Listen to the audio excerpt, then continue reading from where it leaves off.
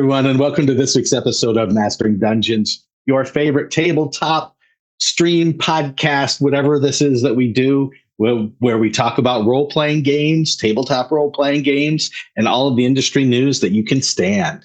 I'm Shawn Merwin, here with the ever-happy Teos Abadia. Hey, Teos. How was your weekend? It was great. I try to be a little more than what people can stand. I read over this book, the Eberron Forge of the Artificer. I was supplied with a copy. It was pretty fun. It does some neat things in it, so maybe someday we can talk about that. My weekend was great until the moment when my pirate captain in Pirate Borg was very cruelly and unfairly killed. And by cruelly unfairly, I mean not the DM or my player or the other players. It was my dice, which betrayed me and my stupid decisions. And let's say it involved so many bad rolls. Like there were so many opportunities for me to possibly save myself from becoming a zombie. But in the course of trying to do so, I became a monkey and I still became a zombie. So now you're a zombie monkey? Yeah, I did manage to, because I want to take care of my DMs, I did manage to escape all the other player characters and become an NPC somewhere out there causing trouble. Yeah. Causing trouble for only the DM, not for the other players. Well, no, I think for the other players, because if there was one thing that I tried to do while I was alive is prevent a zombie monkey from escaping this ship that we were on. And then I became the problem and did exactly what I'd been trying to stop as a player. It was fun. I really enjoyed being captain, and now I'm a sorceress, and so entirely different character. And we'll see how that goes. Well, as long as you're having fun, and as long as all the other players and the DM get to mock you, that's what the game matters. Is all about. Well, really, what this is all about is us. And in our main segment today, we are going to talk to Savannah Houston McIntyre about both Legends of Greyhawk and the Realmsbound project that we talked about in the news last week. So hang in there to hear an absolutely wonderful creator talk about her past in gaming and what she's working on now. She has a lot on her plate, but it is well deserved. Yeah, Savannah has won all kinds of awards and accolades recently within the Baldwin's game community because of the amazing storytelling, leadership, writer wrangling, regional envisioning, all of that she does. So it'll be great. Yeah, I wrote one of the first adventures for Legends of Greyhawk back before we even knew what it was going to be, and it was just a pleasure working with Savannah. So hang in there for the main segment for that. But in the meantime, we do love our listeners, and we have been getting some banger comments and questions. And we are going to start today with one from Faxfire6832, who comes to us via YouTube and says, "Hey, I really enjoyed the one-on-one play discussion. In this case, I think Shawn's proposed changes really parallel the solutions to the one-player problem that Will Doyle created in his article, Heroic Champions, in MCDM's Arcadia 22. While that issue just turned 3 years old, I would really appreciate hearing your perspective thoughts on that article, particularly if you could ask Will or Hannah Rose, who edited that, about it based on your connections to those folks." Teos, take over here. I'll start it off. I would love to bother those wonderful people and ask them about their take, but enough on my day and probably their day that we did not reach out to them. But we did enjoy going back and digging into Arcadia, such an awesome magazine, and reading this article again to remember what all the approach was that Will Doyle took. And Heroic Champions takes a very different approach than D&D has typically taken, and that's because when you're doing official work, you're constrained by what the game is trying to do and the message it's trying to provide, right? So D&D was trying to say, change as little as possible. Hey, look, it's still D&D. Use our rules, get to know our rules, have fun with our rules, right? It doesn't want to deviate from the offering because the point is the offering, right? Here in Arcadia, the idea is have fun tinkering and changing. And so Will was able to propose something that isn't a normal D&D approach in a lot of ways. Not a huge deviation, but instead of bolstering a character the way that Shawn did by saying, hey, what if you get an extra action or so on? What Will said was, you can take this special class. And so you get a heroic champion class that has one of 3 flavors. So you can be a kind of spellcaster or rogue or warrior. And that's very different than, say, like what Shawn and I did, or even Tasha's, which said here you get a sidekick, and 4th edition did that as well. Shawn, any thoughts there? Yeah, it's interesting, Will's choice here. So I briefly scanned this article this morning. You took a deeper dive into it, but it was a really, as you say, a really different way to go about the problem while still keeping the 5th edition rules as the basis for it. So what this article does is it gives, as Teos said, 3 different classes. So if you want to be a warrior fighting with a weapon mostly, you take the warrior class. If you want to be a spellcaster, you take the spellcaster class. Or if you want to be more of the rogue, bardy, trickster, you take the trickster class. Mm-hmm. And so this class gives you, at the very outset, many more hit points. Mm-hmm. It gives you the ability to do more things, mm-hmm. things in quotes, but in a different way than my quick solution, which was just give more actions. Yeah. This is, you don't really get more actions, but you get to do more off action, and you get more beef to your action that you do take. If that makes sense. So there are 3 main things you get. You get heroic exploits, 3 special stunts you can take, providing extra actions capabilities, and you get more at 7th and 14th level. Heroic recovery, no action required during your turn. You can regain hit points equal to your constitution score plus 5 times your level. So that shows you how, if you saw us play the one-on-one game, those creatures would have beaten me down, right? But if I'd had this, well, then I would have been able to come back up with all these various times to get hit points back. And it's once per long rest, but then at different levels you get more uses. And then the third feature is heroic fortune at level 2. When you fail a save or hit by an attack, you can cause a reroll, and you can get bonuses based on your level to those rolls. As you mentioned, more hit points. You also have more skills, more saving throws, proficiencies, more magic item attunement slots. You can't multi-class. And so you're really kind of this souped up character, which is perfectly cool. And I think this is a completely great approach to, if you were saying, if the goal was, hey, I want a way to play just 2 of us and have that work really well to where you can the player can survive the challenges, can feel epic and cool, then it's doing those kinds of things that Shawn was trying to do, which is to say you need to be able to attack more things because monsters are beefy and there are multiple. You need to be able to survive more. And so it's baking that into the system by creating a custom class for that. Yeah. Will starts the article by talking about sort of the things he had in mind when he wrote this. So he talked about, The Witcher. He talked about Conan. He talked about these epic heroes that can mow through entire encounters on their own, using, whatever means are at their disposal. And I think what Will did was a great start.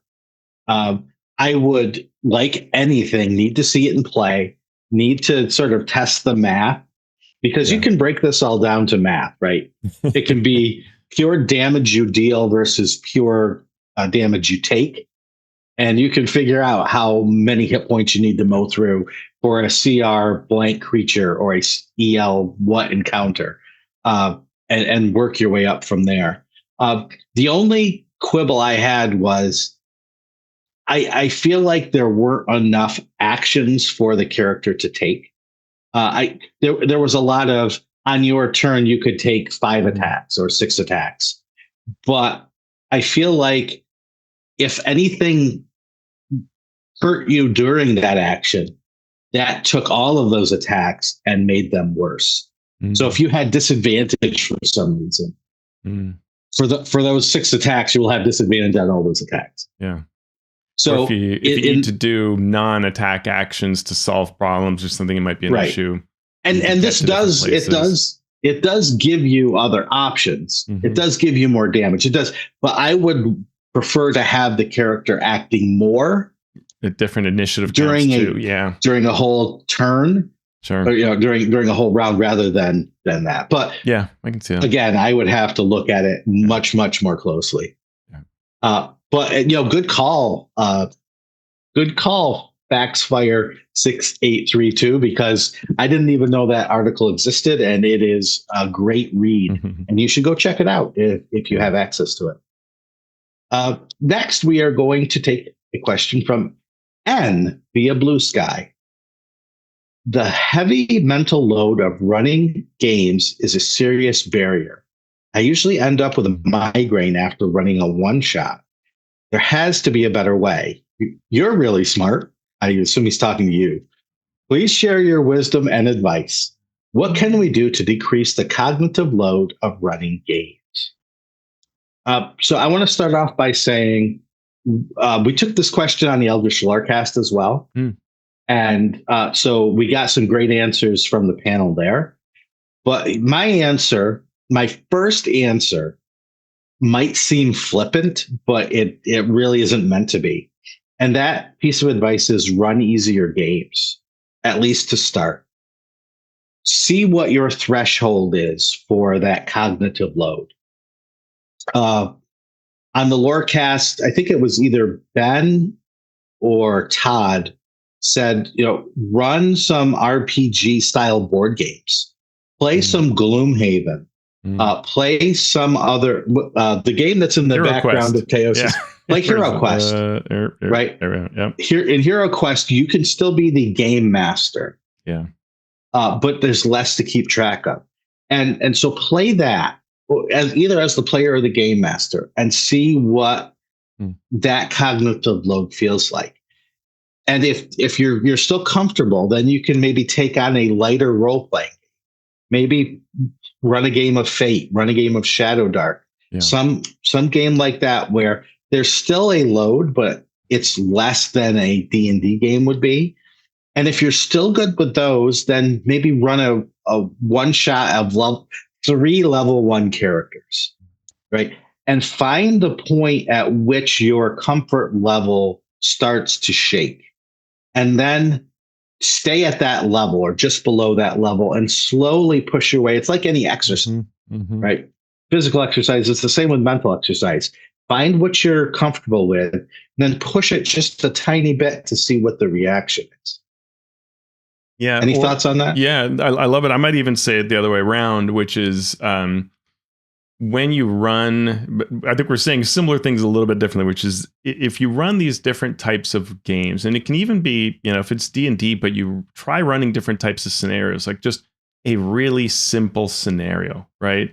That just, you're not trying to figure out 5 NPCs and what arguments they make, right? It's just, it's a dungeon crawl. It's a very simple item retrieval. It's just fun scenes and whatever, but you're not complicating things. Does that feel different? And if so, how can you identify these parts where it does add that load? And then I would say even back off, rather than you can build muscle if you feel comfortable with that, but also even backing off a bit, because a lot of us have some version of this, even if it's not at the migraine level. There is some amount where we can go like, okay, if I 4D chess this encounter, it's going to be the most amazing experience ever. But if we ask ourselves at the end of the session, was it substantially different for that? The answer is probably no. Yeah. And so unless you're having fun doing the 4D chess, then don't, right? Because you're taking on all of this cognitive load to what probably just pushes the needle a tiny bit on the enjoyment, scale. And I'm that kind of DM because I like that cognitive load. I actually enjoy having all these swirling plates around me.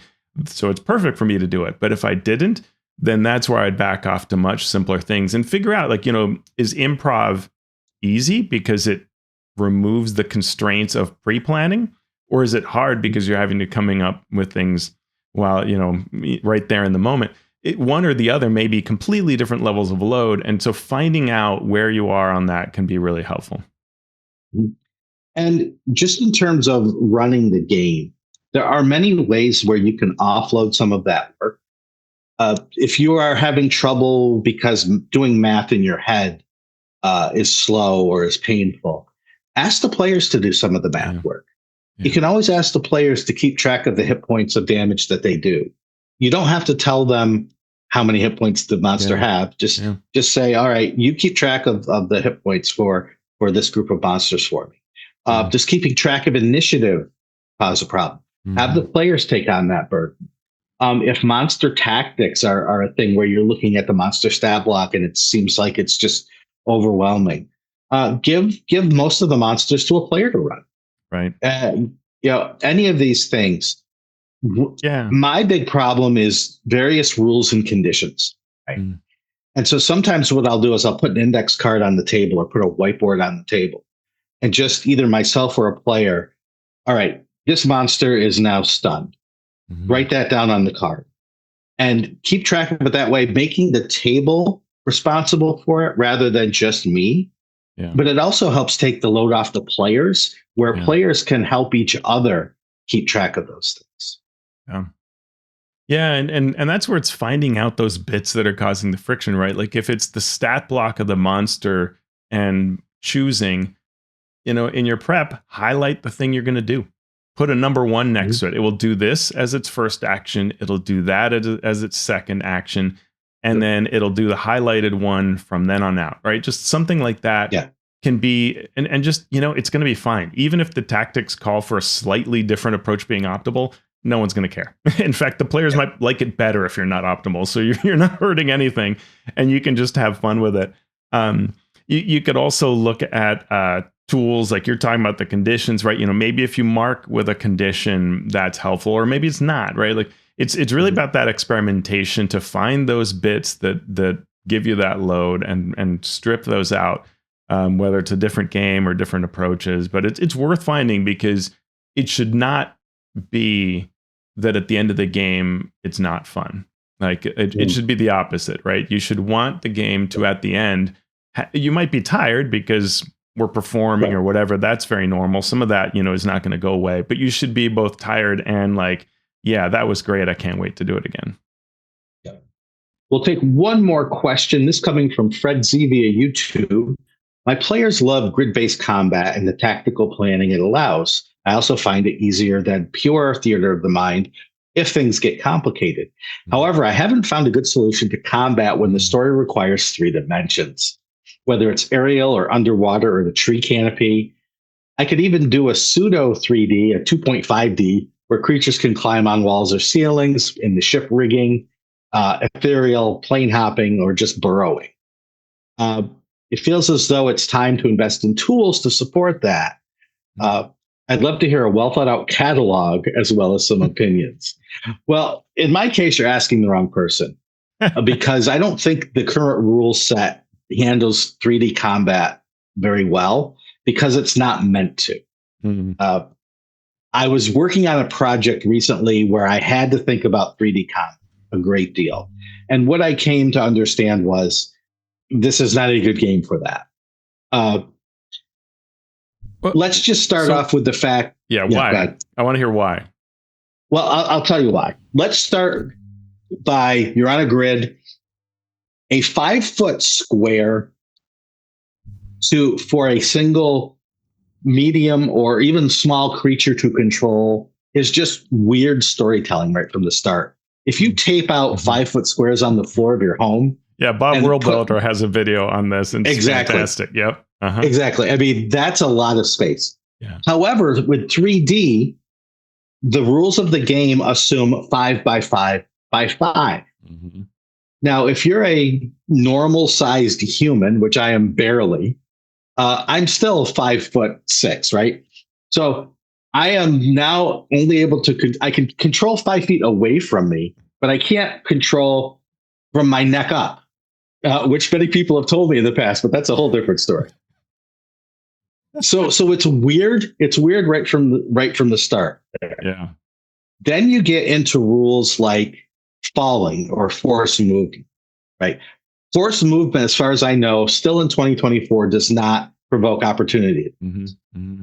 Is falling forced movement? Is sinking forced movement? There aren't great rules for that sort of movement in general anyway. Sure. And then we get into the tools for which to keep track of those things. And you want to talk about migraine inducing gameplay. If I have, I'm cutting in here, Shawn. Okay. All right. Go ahead. Cut in. You're curmudgeoning this up, man. I am going to take the complete opposite thing, which I love this Please stuff. do. Yeah. In fact, one of my things, and I wouldn't say it's a beginner DM thing, though it can be, but certainly as we start getting into advanced DMing of things I love doing, it's elevation and it's and being underwater and making it matter is super great. I apologize because I actually meant to bring tools to be prepared for this question. And I forgot because I like to quickly look at these questions and then I like to just mostly off the cuff them. But a very simple trick is that, you know, most of these types of boxes, I'm holding up the Welcome to the Hellfire Club starter set, but any of these sort of starter sets or whatever tend to have roughly inch and a half measurement, which makes it good enough for being like 10 feet up or something like that. A lot of novels, like the older novels, not some of the giant, enormous hardbacks, but the, you know, like a Dragonlance novel is often great for being 5 feet up. And so you can easily make platforms and things like that just simply by putting something like that. And then you can take gridded paper or something like just put it on top if you need to have the grid on top of that object. So building up elevation is really easy on the cheap by just taking things you have around. Another really simple solution is go to a store like Michael's, some craft store, and buy 1-inch wooden blocks. And you can build your elevation in these 5-foot squares very simply. And because you're putting them together, they will be gridded already. So it's just perfect.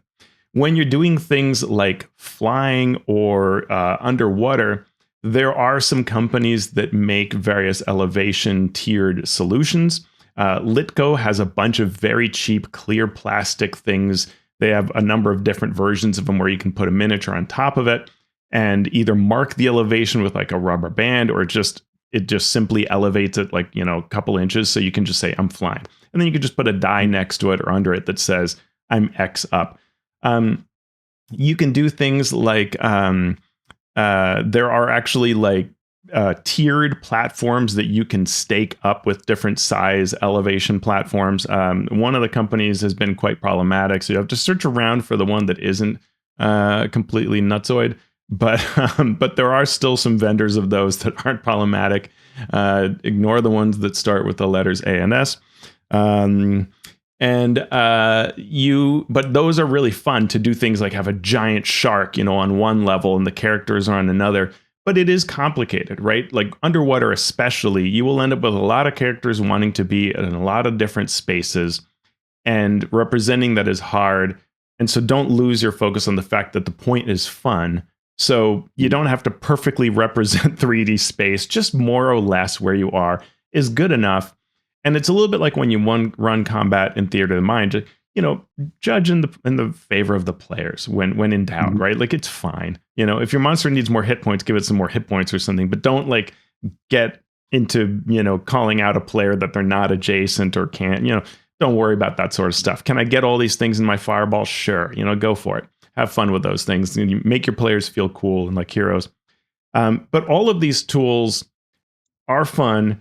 It can be a ton of fun if you enjoy this kind of play, and it's worth experimenting with them. Start cheap, start simple. I remember I ran an encounter for encounters one time where it was, you know, in a sewer, and all I did was just put a little drop down, right? This is the level that's below, 2 books on either side, and you're in the channel of the, you know, of the sewer, and then things come up and there's a ladder here and there, and boom. And just see how that feels, experiment with it and how to track it and find your sweet spot. Yeah.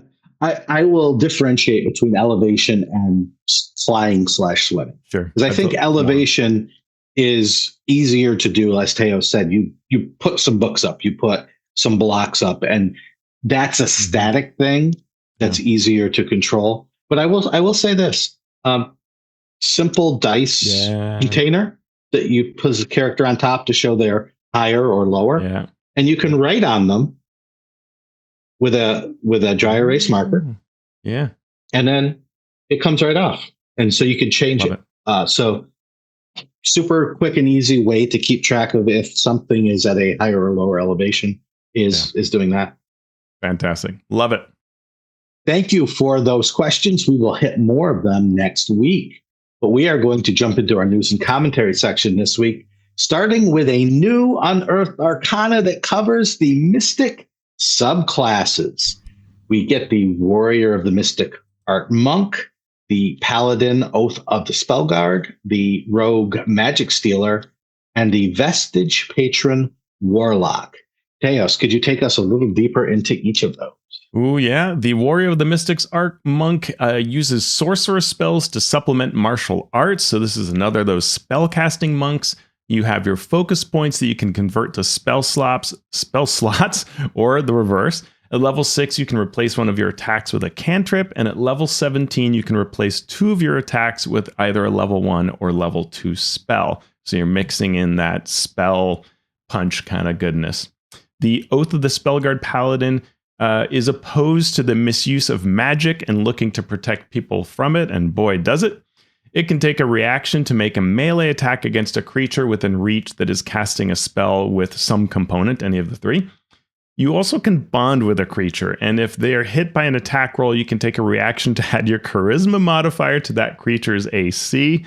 At level 7, allies have advantage on concentration checks within your aura, and at level 15, you can cast Counterspell as part of your reaction against spellcasters within your reach. Yeah, a lot of folks on our Discord were talking about that feature. The Magic Stealer Rogue preys on spellcasters. After a creature within 30 feet casts a level 1+ spell, you can take a reaction to absorb energy from the spell, and until the end of your next turn, you get extra d6s of sneak attack equal to the spell's level, which is pretty powerful. You can do that int number of times per long rest. As an action, you can also end an ongoing level 1 or 2 spell on a willing creature, and they recover 1 expended spell slot of level 2 or lower if that creature has spell slots. You can do this once per short or long rest, and at level 13, you can do it as a bonus action and up to level 3 spells. Level 9, Cunning Strike options include until the end of your next turn, the chosen target has to make an int saving throw or it loses spells it casts in the associated action. Level 17, when you empower your sneak attack, the target also makes a save or loses the spell. That's huge. Still number of uses equal to your int per long rest. A very powerful subclass. Mm-hmm. And the Warlock of the Vestige Patron. Your patron is a dying god, so you get a manifestation of the Vestige as a companion with a stat block, and you get to choose whether it's undead, celestial, or fiend when you choose this patron. You determine what it looks like. You make use of your bonus action to command it, or one of your attacks when you take the attack action. It can use a bonus action for divine power, which varies by type. Like undead is a curse that imposes disadvantage on attack rolls against you and the Vestige. Fiendish warp lets you swap places with the Vestige up to 60 feet. Healing Touch of the Celestial lets you heal and end the blinded, deafened, or poisoned condition. At level 6, you can regain this when you use Magical Cunning or on a short or long rest. Level 10 gives you an Aura of Power. Once per long rest, the Vestige creates a 30-foot emanation. Within it, you get 3 resistances, Immunity, Frightened, and Charmed, and it lasts Charisma mod in hours. Also at level 10, when you drop to 0 hit points, you instead have your level plus Charisma mod in hit points, but then the Vestige goes away for a while until you finish a long rest. Level 14, you can turn that Vestige that you have into the Summon Celestial Fiend or Undead spell target, and the Vestige becomes that creature using the stat block and that spell, lasts for a minute, and then the Vestige returns once per long rest. Any thoughts on those, Shawn? Not particularly. Did you? I mean, obviously they call it the Mystic subclasses. Did you get a feeling for? I mean, Mystara confirmed. Okay, look at that. You heard it here first, apparently. You heard it here first. It's confirmed. I am authorized to release this to everybody because it's nonsense. No, I don't know. I tried to think, like, does this mean, I don't know, like before with the undead or the end of Stranger Things? We got bad comments about spoilers, so I'll stop there. I won't say more.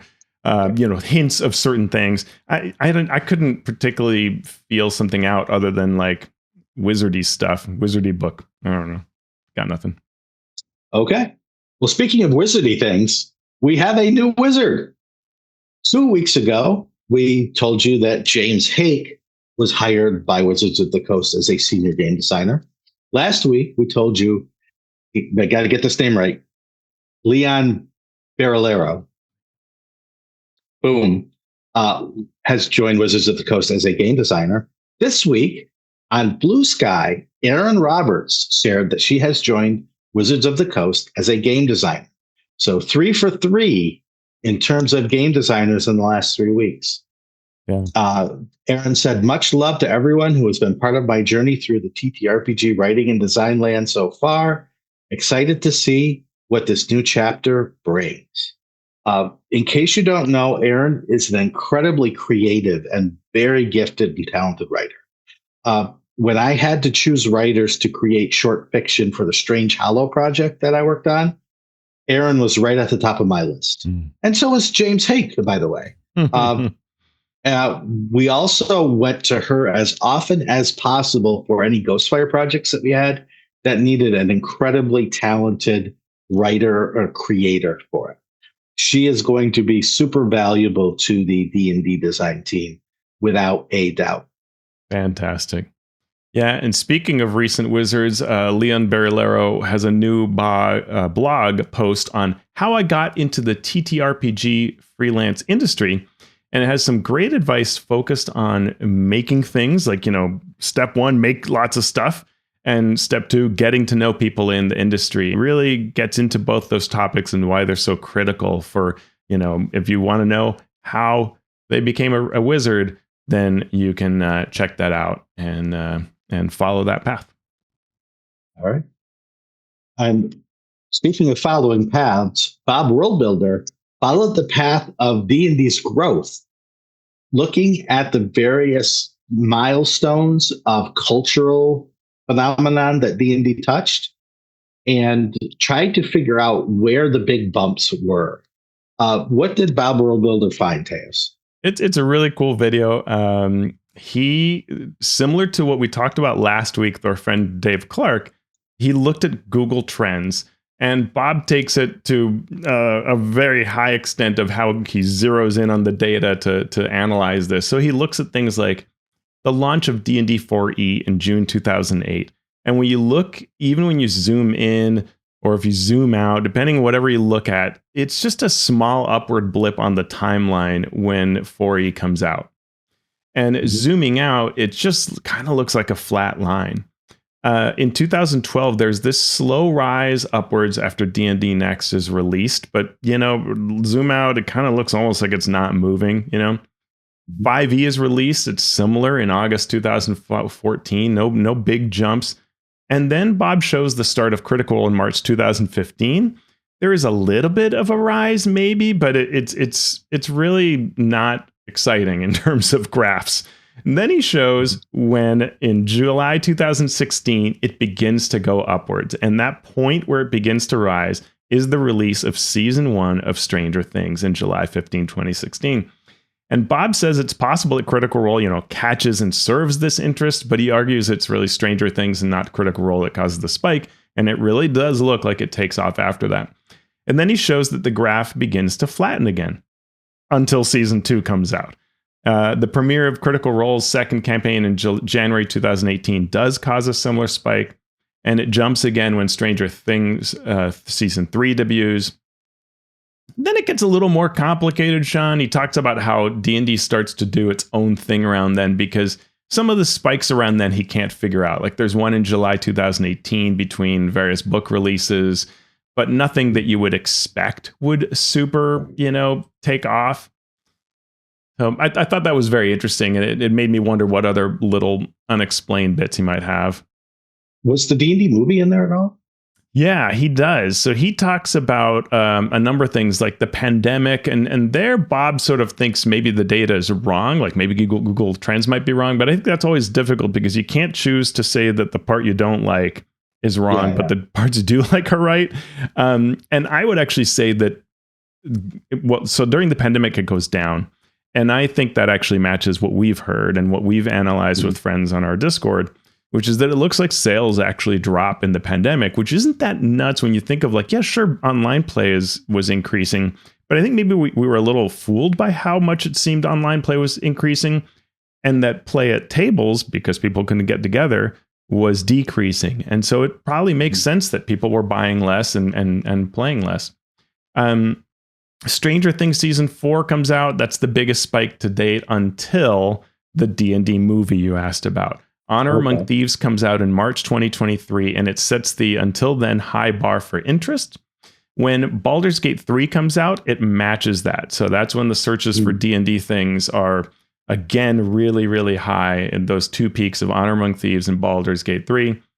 And then Bob shows the 2024 graph. And what's interesting about looking at this year is it is, again, just this total flat, I mean, it goes up and down, right? But it's not increasing. It's just a horizontal line that's jagged. And then at the very end of it, it jumps up. Season 5 of Stranger Things. And one of Bob's questions. It's a noticeable jump, too. It's not just a bump. It is. Yeah, it's a really noticeable. So, I mean, his argument is very good overall on the, when we ask why things are happening. Now, I think it's important to say correlation versus causation. Yeah. And what we're looking at is Google trends of people searching for D&D. But something has to turn interest into a purchase and into action and into playing and all of those things. And so there's more involved than just what gets you to a search, right? But I think that when it comes to saying, what is driving interest, this is a really good explanation of that. And Bob also looked at Google shopping trends. Yeah. Showing a big bump in October and climbing way up after that. Yeah. And we talked about Dave Clark reporting on, the stores having to restock. And I saw that someone had shared on our Discord a special miniatures set that was in Walmart. And by the time I clicked on that link, it was sold out and it hasn't been back in stock since. And so there's no question that there is a strong level of interest because of this video. Yeah. Well, speaking of strong, the Kansas City Chiefs, who have a lot of strong people on their team, had a second video come out. We talked 2 weeks ago about the defensive players of the Kansas City Chiefs playing D&D, and we shared that video on YouTube. Now a second video shows the session 0, helping you learn to play D&D. And it is kind of amusing because the players are figuring out their characters as they go. And they say amazing things to each other. Like what are some examples, Dave? Yeah, like one of them just points at the other person's digital character sheet and goes, "Your arm are weak." Yeah. And then another one says, "Who's the strongest character here?" And the DM, Anna Margaret, says, well, you are. And another player goes, "Can we kill him?" Just, it's that sort of banter back and forth. Yeah. It's very funny. And they're holding like props and stuff. It's very funny seeing them like kind of hold their swords and just it's hilarious. It's very fun. And the DM is so patient and just, fantastic. Talk about people that you would hire to run your game. She is so steady and good at getting them to be chill with what they're doing and taking on and having fun. And yeah, it's really great. But I just love that not only did they, share this video of them playing D&D, but then one that really is aiming to bring more people into the hobby. Thank you. From an NFL team, I did not have that on my bingo card by a mile, right? Right. Yeah. And we'll jump right there into Games Workshop, who bans staff from using AI. IGN has reported the Games Workshop, the company behind Warhammer, has banned the use of AI in its content production and design process, insisting that none of its senior managers are currently excited about the technology. A few of the senior managers are allowed to investigate the technology. They have agreed to maintain a strong commitment to protect intellectual property and respect the human creators. In the period reported, they say, "We continue to invest in our Warhammer studio, hiring more creatives in multiple disciplines, from concepting and art to writing and sculpting. talented and passionate individuals that make Warhammer the rich, evocative IP that our hobbyists and we all love. Yeah. Go ahead. Shawn, that phrase that they use there around their IP is really interesting, because I think this is a move not only to say, this doesn't bring benefit to our creative process, but also our intellectual property is built on how we create things and the creative minds and our imagination that we're bringing to these products. And so that is protected, right? It is ours and not for AI or by AI. It is something we labor to create, which is a really interesting position. And this is a very big contrast between, say, how the CEO of Hasbro has looked at AI, right? There are some real contrasts here. And so I hope that maybe Games Workshop is helping be a leader in this space for RPG companies of all size to maybe take a different stance and see what we could choose to do what Games Workshop did, right? And take a very strong stance against these tools for all the reasons of the harm that they create. Mm-hmm. Who's not creating harm is Modiphius, because you can get Dune for free from Modiphius Entertainment, as they have a special offer. If you spend, if you spend at least £30, around $45 US, on their web store before the end of February 2026, you get a free any award-winning Dune core rulebook worth $50. No tricks, no spice visions, just an incredible offer to start your 2026 with a bang. Nice. So you're already fully invested, though, aren't you, Teos? I am. I already own it, so I don't need to do it. It's fantastic. I think the Dune rulebook is it's one of those gorgeous books that can serve as a coffee table book.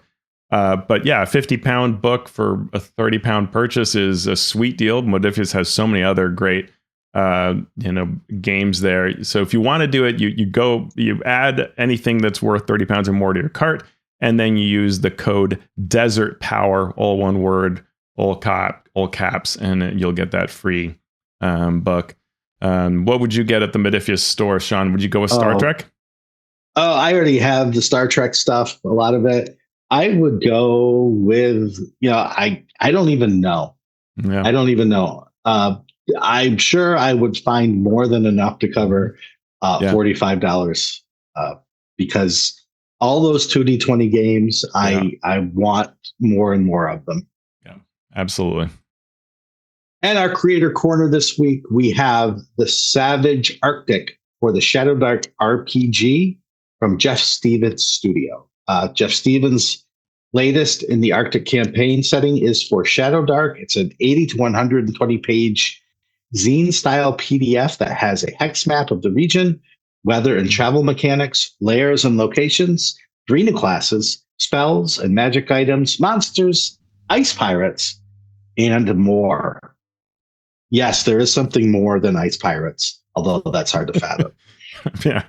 They have ice monkeys, so my ice pirate can. That's right. Ice zombie monkeys. You can download a free preview at the Kickstarter page, and you have until February 11th to back the Kickstarter. Link in our show notes. Again, that's the Savage Arctic for the Shadowdark RPG. Awesome. And if you are into board games, Money Planet has updated us on their board game creation. Teos, take this one for me, please. Yes. I think we mentioned this a while back, though. Might have been just in passing, that Planet Money, which has this awesome show you can listen to as part of the NPR network, they decided to learn how a board game is made, and they've been sharing their process bit by bit as they take these steps. And their hope is to share the entire start to end, soup to nuts. Here's what it's like to make a board game. Now, they maybe take a little bit of a cheat code approach to it, because last year they came up with concepts and they partnered with the folks at Exploding Kittens, who've had, enormous board game releases. So they maybe have tried to bake in some success here, but also very smart to tap into that expertise. So their concepts have evolved over time and now have become a thing that you can playtest. So in the article that we linked to on NPR, you can download that game. You can test this. They're looking for feedback to finalize the game. And they've promised to document the process as they look into the next steps of actually creating the game, distributing it. And I think that'll be very interesting. It definitely will be. That's our news and commentary section here on Mastering Dungeons.